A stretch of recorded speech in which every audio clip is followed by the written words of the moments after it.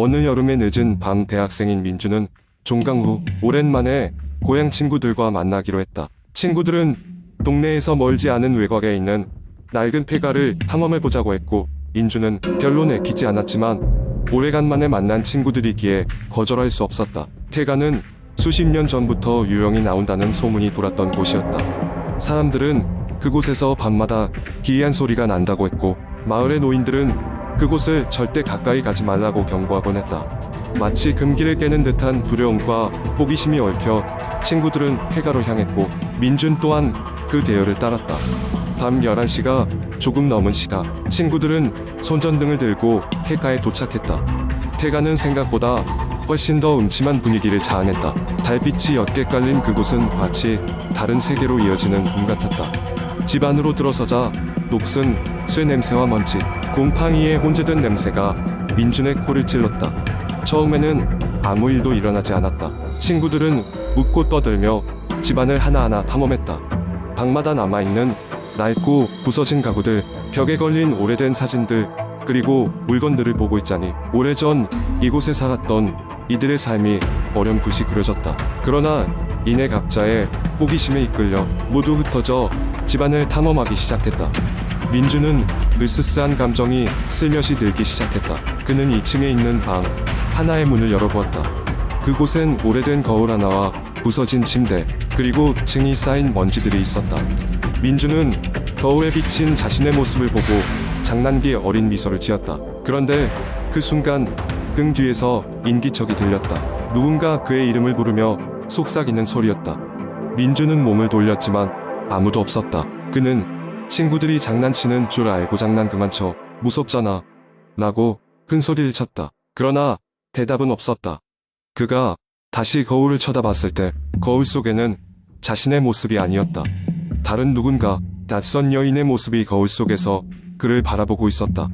민주는 깜짝 놀라 뒷걸음질 쳤지만 발이 뒤틀려 그대로 땅에 넘어졌다. 그 순간 강렬한 한기가 그의 몸을 휘감았다. 겨우 일어나 거울을 다시 바라봤을 때 여인의 모습은 사라져 있었다. 민주는 친구들을 찾아 내려갔으나 아무도 보이지 않았다. 장난기가 섞인 웃음소리만이 집안의 메아리처럼 울리고 있었다. 혼란에 빠진 민주는 불이 나게 밖으로 뛰쳐나왔다. 그러나 밖에서도 친구들은 모두 사라져 있었다. 음산한 정적만이 그를 감쌌다. 공포에 찬 민주는 곧바로 집을 벗어나 멀리 떨어진 마을로 달려갔다. 그리고 마을에 도착해보니 그곳에는 놀라운 광경이 기다리고 있었다. 시간이 이상하게도 멈춘 듯한 느낌이었다. 모든 것이 정체되어 있었고 사람들의 얼굴은 마치 석상처럼 굳어 있었다. 그때 어디선가 낯익은 작은 목소리가 들려왔다. 왜 그렇게 도망쳤어? 민주는 목소리를 따라 고개를 돌렸고 거기에는 아까 그 거울 속에서 봤던 여인이 서 있었다. 그녀는 슬픈 미소를 지으며 민준에게 다가왔다. 민주는 경악하여 뒤로 물러섰다. 당신은 누구야? 여긴 대체 어디야? 여인은 대답하지 않고 미소만 지었다. 그 순간 민주는 자신이 여인에게서 벗어날 방법이 없다는 걸 느끼며 절망감에 휩싸였다. 그리고 그때 새벽의 첫 번째 빛이 동쪽 하늘을 물들이기 시작하자 여인은 사라지고 마을은 다시 본래의 모습을 찾았다. 어둠 속에서 깨어난 사람들은 아무 일도 없었던 것처럼 일상으로 돌아갔고 폐가에서의 밤은 마치 꿈처럼 여겨졌다. 하지만 민주는 알고 있었다. 그 밤에 일어난 일은 결코 꿈이 아니었음을. 그리고 그는 친구들에게 그 일을 말하지 않았다. 마치 그 밤의 일은 그와 여인만의 비밀인 양. 시간이 흐른 후 민주는 그 유령의 폐가로 다시는 돌아가지 않았다. 하지만 그곳에서의 경험은 종종 그의 꿈에 나타나 그를 괴롭혔다. 그리고 그는 가끔씩 어쩌면 그 여인이 이해를 구하는 듯한 눈빛으로 그를 바라봤던 뜻을 해석하려 애쓰곤 했다. 결국 그는 이해할 수 없는 미스터리를 가슴에 품고 평생을 살았다. 두 번째 이야기. 어느 늦은 밤 대학생인 민수는 기말고사를 앞두고 과제를 끝내기 위해 도서관에 남아 있었다. 시간은 이미 자정을 넘기고 있었고 도서관에 다른 학생들은 하나둘씩 집으로 돌아갔다. 하지만 민수는 과제를 끝내기 전에는 도저히 집에 갈 수 없었다. 도서관의 불빛은 점점 어두워졌고 민수는 24시간 개방되는 3층 공부방으로 자리를 옮겼다. 그곳은 항상 조용했고 밤 늦게면 거의 아무도 없다. 민수는 긴장된 심리를 누그러뜨리기 위해 이어폰을 끼고 잔잔한 음악을 틀어놓았다. 그러나 주변의 공기는 이상하게도 차가웠고 마치 누군가 지켜보고 있는 듯한 느낌이 들었다. 시간이 흐르면서 민수는 집중력이 떨어지기 시작했다. 문득 고개를 돌렸을 때 그가 본 것은 어둠 속에서 빛나고 있는 희미한 형체였다. 한 여자가 길게 늘어진 머리를 늘어뜨린 채 창문 밖으로 그를 바라보고 있었다. 민수는 순간적으로 몸이 얼어붙는 듯한 공포를 느꼈다. 하지만 무언가 잘못 보았다고 생각하고 다시 과제에 집중하려고 노력했다. 그러나 다시 고개를 돌렸을 때 그 여자는 여전히 같은 곳에서 민수를 응시하고 있었다. 민수는 가슴이 두근거리기 시작했다. 그는 그 여자가 한낱 환상에 불과하다고 자신을 다독였지만 그 느낌은 지우기 어려운 것이었다. 그는 정신을 차리기 위해 자리에서 일어나 커피를 사러 자동 판매기로 갔다. 커피를 뽑고 돌아오는 길에 이상한 소리가 들려왔다. 마치 누군가 그의 바로 뒤에서 속삭이는 듯한 소리였다. 도와줘. 민수는 숨을 멈추고 뒤돌아보았다. 그러나 그곳에는 아무것도 없었다. 마음속 깊이 공포가 치밀어 올랐다. 민수는 도서관을 벗어나려는 충동을 느꼈다. 하지만 다시 책상으로 돌아가 짐을 챙길 수밖에 없었다. 그는 컴퓨터를 종료하고 가방을 메면서 마음속으로 빨리 여기서 나가자고 되새겼다. 그때 시스템 오류인지 컴퓨터 모니터가 갑자기 켜졌다. 화면 속에는 그 여자의 얼굴이 클로즈업으로 비치고 있었다. 그녀는 미소를 지으며 민수를 똑바로 바라보고 있었다. 너도 여길 떠날 수 없어. 그녀는 속삭였다. 민수는 단말마의 비명을 지르며 도서관을 뛰쳐나갔다. 밖으로 나오자 서늘한 밤 공기가 그의 얼굴을 스쳤다. 민수는 가쁘게 숨을 몰아쉬며 주변을 둘러보았다.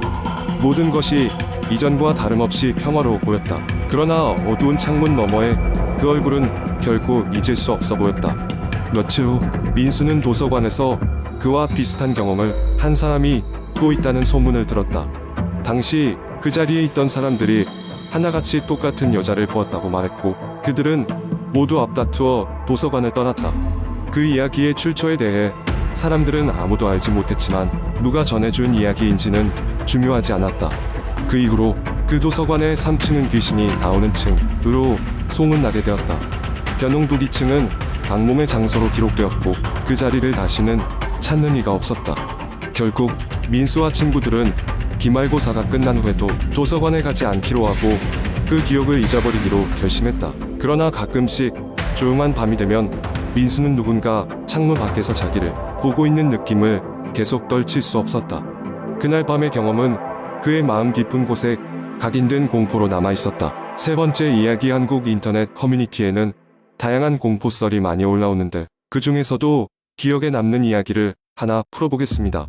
이 이야기는 한적한 시골 마을에서 벌어진 일입니다. 어느 날 서울에 살던 한 학생이 고향인 시골 마을로 내려가게 되었습니다. 가족들이 모두 여행을 떠나고 없던 상황이라 그 학생은 마을에 있는 작은 집에서 며칠간 혼자 지내야 했습니다. 마을은 너무 작은 데다 오래된 나무들이 가득하여 밤이 되면 어두워지고 기묘한 분위기가 더해졌습니다. 첫날 밤 학생은 침대에 누워 스마트폰을 하다가 문득 창밖을 보게 되었습니다. 창문 너머로 마당이 보였고 달빛이 스산하게 비추고 있었습니다. 그런데 그 순간 마당 한가운데에 사람 형체가 서 있는 듯한 그림자를 발견했습니다. 학생은 순간 소름이 돋아 창문을 닫으려 했지만 다시 봤을 때는 아무것도 없었기에 그냥 장난이라고 생각하고 넘어왔습니다. 둘째 날 밤 그 학생은 다시 혼자 텔레비전을 보고 있었습니다. 그런데 갑자기 마당 쪽에서 우우 하는 이상한 소리가 들려왔습니다. 처음엔 바람 소리인가 싶었지만 그 소리는 점점 더 가까워지더니 집 근처에서 맴돌기 시작했습니다. 두려움이 엄습했지만 학생은 무서운 걸 싫어한다고 자신을 다독이며 그저 창문을 열어 확인하려 하지 않았습니다. 셋째 날 학생은 동네 친구와 함께 밤에 마을을 한 바퀴 돌았습니다. 친구는 이 마을에 전해 내려오는 이야기가 있다고 했습니다. 몇십 년 전 이 마을에서는 이상한 실종 사건이 연달아 발생했고 마을 사람들은 실종자의 영혼이 마을을 떠돌고 있다고 믿었다고 전해집니다. 이런 이야기를 들은 학생은 그동안 겪은 이상한 일들이 떠올라 괜히 겁이 났습니다. 다시 집으로 돌아온 그날 밤 학생은 침대에 누워 안정을 찾으려 했습니다. 그런데 역시나 창문 너머로 그림자가 움직이는 기척이 느껴졌습니다. 이번에는 분명했습니다. 그림자는 점점 가까워졌고 창문 바로 앞까지 그것이 다가왔습니다. 학생은 비명을 지르며 방을 뛰쳐나왔고 이웃의 집으로 달려갔습니다. 다음 날 학생은 마을 어르신에게 모든 이야기를 했습니다. 어르신은 잠시 생각에 잠기더니 학생의 집 마당에 가보자고 했습니다. 그곳에서 어르신은 오래된 나무 한 그루를 가리켰습니다. 나무 아래에는 낡은 신발 한 켤레가 놓여 있었고 어르신은 조용히 설명했습니다. 이곳에서 사라진 한 아이의 신발이야. 그의 영혼이 여전히 여길 맴도는 것 같다네. 그 말을 듣고 학생은 이해할 수 없었지만 신발이 놓인 자리에 손을 뻗어 조심스레 흙을 만졌습니다. 그 순간 땅 속에서 차가운 바람이 불어오며 마치 누군가의 손을 잡은 듯한 느낌이 들었습니다. 학생은 얼어붙은 채로 아무 말도 하지 못했고 그 후로 그 마을을 다시는 찾지 않았습니다. 이것이 제가 알고 있는 오래된 시골 마을에서 벌어진 공포의 이야기입니다. 마을 사람들은 지금도 그 나무 아래에 낡은 신발이 놓여 있다고 믿으며 밤이 되면 그곳을 지날 때마다 속으로 조용히 기도한다고 합니다.